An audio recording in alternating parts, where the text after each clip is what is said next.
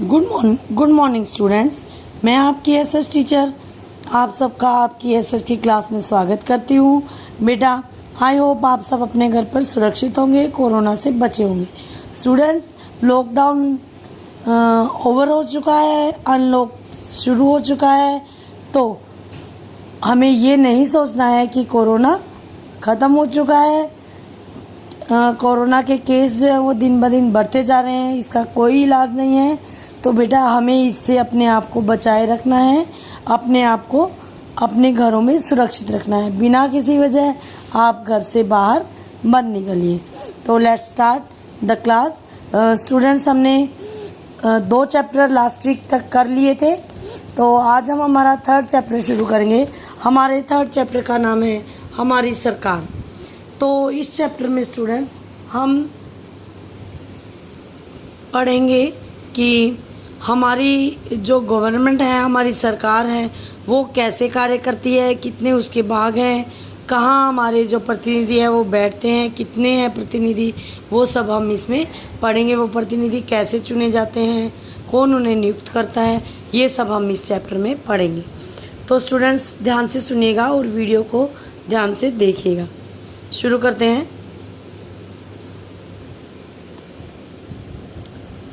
हमारी lesson 3rd हमारी सरकार।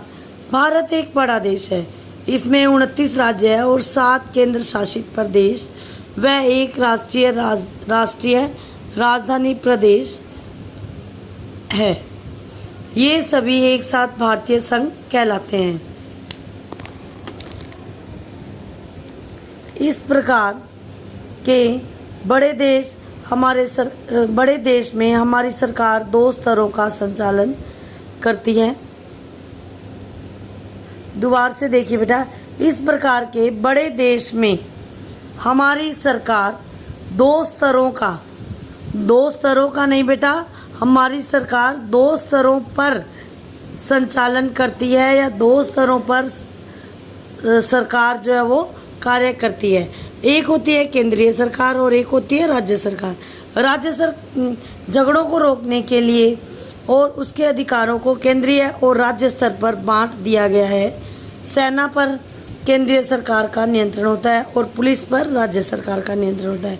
तो स्टूडेंट्स, हमारा देश जैसे कि हमें पता है कि विभिन्न राज्यों में बटा हुआ है, जैसे पंजाब, हरियाणा, उत्तर प्रदेश, हिमाचल प्रदेश, मध्य प्रदेश, उत्तराखंड, राजस्थान, पंजाब, मध्य प्रदेश, हिमाचल, जम्मू कश्मीर, ठीक है, केरला, तो ये सब आंध्र प्रदेश, ये सब महाराष्ट्र, ये सब हमारे राज्य हैं। तो इन राज्यों में बटा हुआ है। हमारा देश जो भारत है वो बहुत बड़ा है, उस पर अच्छी तरह से संचालन करने के लिए या उसे संभालने के लिए, नियम और कानून बनाए रखने के लिए एक बहुत बड़ी व्यवस्था की ज़रूरत होती है। इसलिए सिर्फ केंद्र सरकार जो है वो इस सभी हमारे देश के सभी प्रदेशों को नहीं संभाल सकती, इसलिए शक्तियों को बांट दिया गया है, या कह सकते हो कि भारत को छोटे छोटे भागों में बांटा गया राज्य स्तर पर, ताकि और वहाँ पर अलग से राज्य सरकारें बनाई गई है, ताकि उन प्रदेशों का अच्छी तरह से वहाँ पर शासन संचालित हो सके, देखरेख हो सके। तो सब पहले हम पढ़ते हैं केंद्र सरकार यानी सेंट्रल गवर्नमेंट।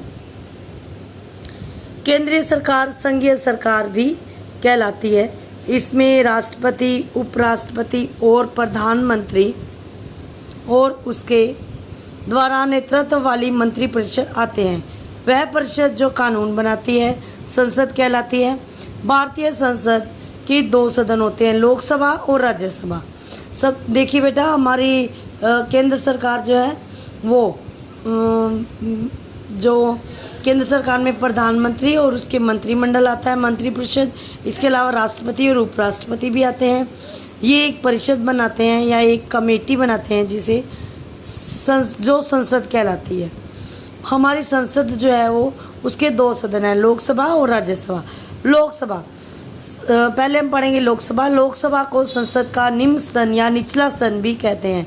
इस सदन में 545 सदस्य होते हैं। ध्यान दीजिएगा बेटा, 547 सदस्य होते हैं लोकसभा में। इसके सदस्य प्रत्यक्ष रूप से जनता द्वारा चुने जाते हैं। लोकसभा के सदस्य का चयन 5 वर्ष के लिए होता है। प्रत्येक भारतीय नागरिक जिसकी आयु 18 वर्ष या इससे अधिक होती है वह वोट कर सकता है। कोई भी भारतीय नागरिक जिसकी आयु 25 वर्ष हो वह चुनाव लड़ सकता है। तो देखिए बेटा, लोकसभा जो होती है उसके सदस्य जो होते हैं वो एमपीज होते हैं, सांसद होते हैं, जिन्हें हम चुनकर भेजते हैं। ठीक है, अपने अपने प्रदेश से हम अपने सांसद चुनकर भेजते हैं जो कि हमारे प्रदेश का प्रतिनिधित्व करते हैं केंद्र में। ठीक है, तो आज का चैप्टर हम यही छोड़ते हैं स्टूडेंट्स। नेक्स्ट जो आगे का चैप्टर है ये वाला, वो हम नेक्स्ट क्लास में करेंगे।